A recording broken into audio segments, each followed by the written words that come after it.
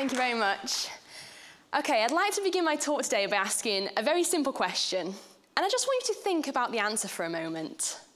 So very simply, the question is, on average, how many hours do you spend in a single day using the internet? And that could be on your smartphone, on computers. I just want you to think about it for a moment. So it's mostly students in here, so I'd imagine it would probably be somewhere between 4 and 6 hours. I mean, after all, we're experts in the field of procrastination, right? So surfing the internet for hours on end, watching TV shows back to back. So for me, it'd probably be more than 6 hours if I take this into account. So now I mainly want you to think, other than that, what else do you use the internet for in your daily lives? And more importantly, how will your life be different if the internet was suddenly taken away from you? You could no longer use it.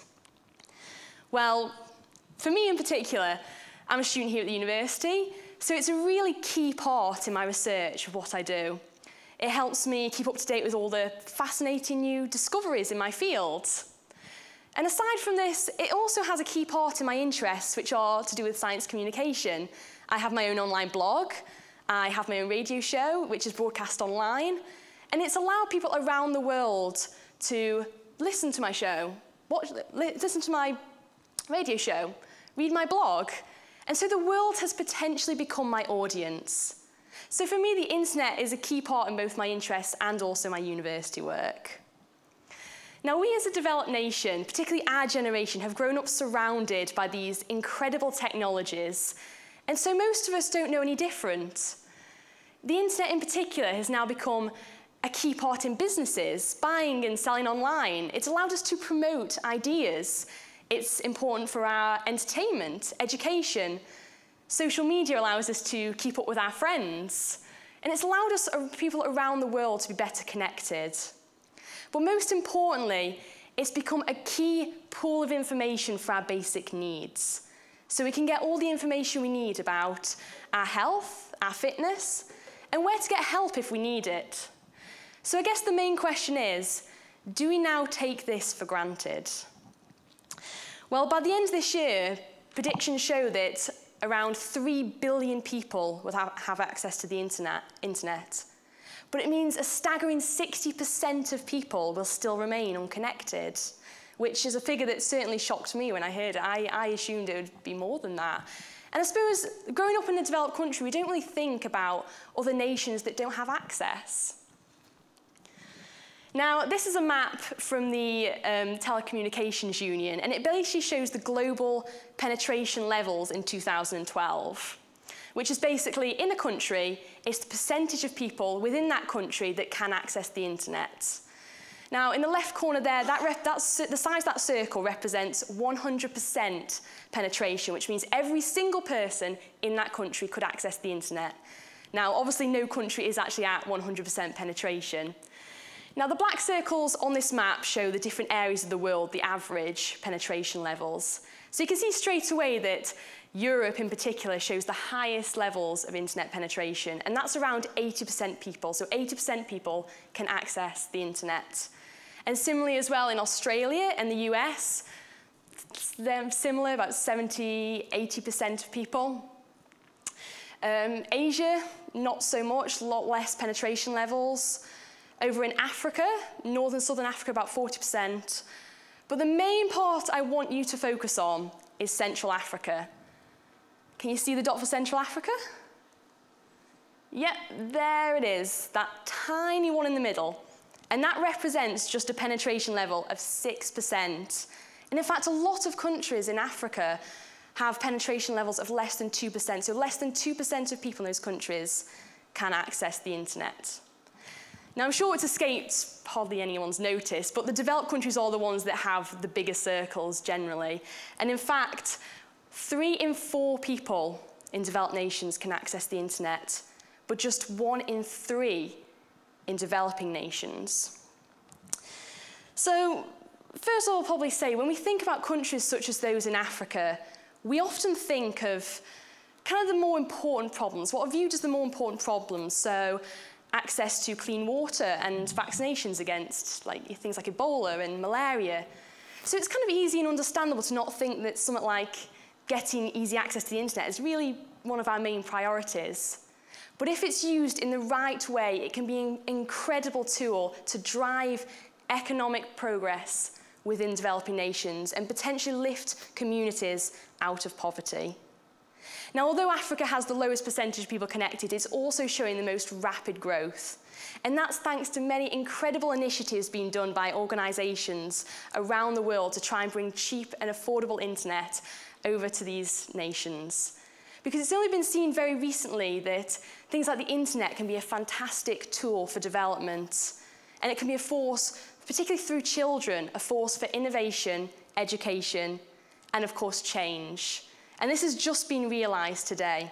And you see, the incredible thing about children is they're able to adopt these new technologies very quickly. And so these schemes that these organisations are doing can potentially lift millions of children out of poverty and brighten up their futures. So let me give you a few examples of what's been done today. UNICEF is a very big organisation, very big children's charity, and they firmly believe that if it's done right, technology can empower children in the developing world. One of their schemes they're currently running is called Voices of Youth, which is basically an online space that these children can log on to and get access to crucial information about their world, so the environment, health, war, poverty, hunger, and in particular human rights, which is all very important for children. And it helps to involve children in cross-cultural discussions and communicate with the outside world their conditions. Also, in places like Madagascar, they have children that live around the national parks. They go out with the team from UNICEF, take photographs, and they upload it onto an online space, and they can communicate with people in the outside world about the need for conservation and biodiversity. So they're doing a very positive thing for their communities. One of the amazing innovations by UNICEF, which I thought was quite incredible, is they've now developed this kind of solar-powered digital computer, which they take to some of the remotest areas which have basically little to no access to crucial information about education, job training, and in particular, protection against violence and abuse. So Internetorg is also another global partnership which I've also been looking into. And it's run by many large companies, such as Facebook, which are actually the founding members of this organisation, as well as companies like Samsung. And their aims are basically to bring internet to the 2/3 of the world that don't have it yet. But they are trying to get people like us and local businesses involved in their projects to help fund them, help get involved, and also to come up with new ideas about how we can get cheap and affordable internet over to these places that don't have it yet. So they really need your help.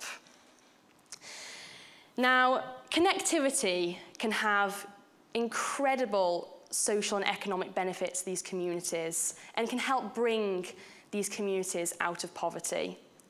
And ways that this can happen is the internet can, for example, give fishermen access to wholesale prices and can communicate weather conditions to them, so this results in safer fishing and also generates bigger profit. Farmers in these communities can buy and sell things online.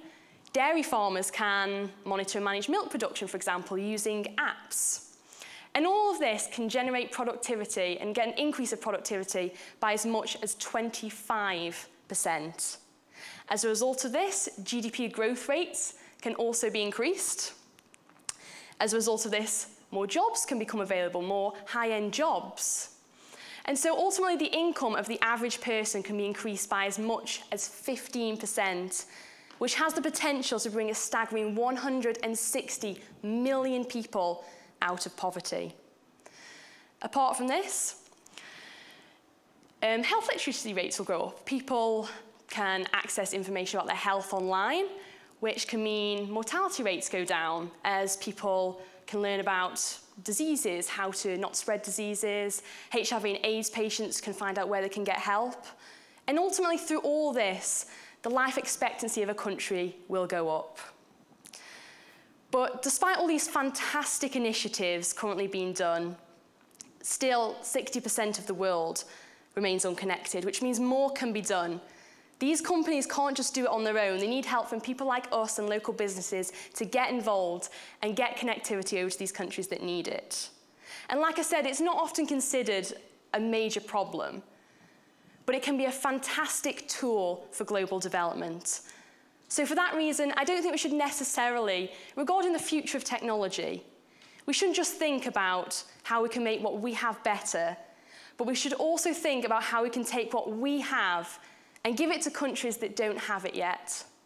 So I want to end on a quote that was really much the inspiration for me giving this talk. Whenever we talk about the challenge of ending global poverty, we need to talk about the challenge of global connectivity, because the time has come to connect the world. Thank you very much.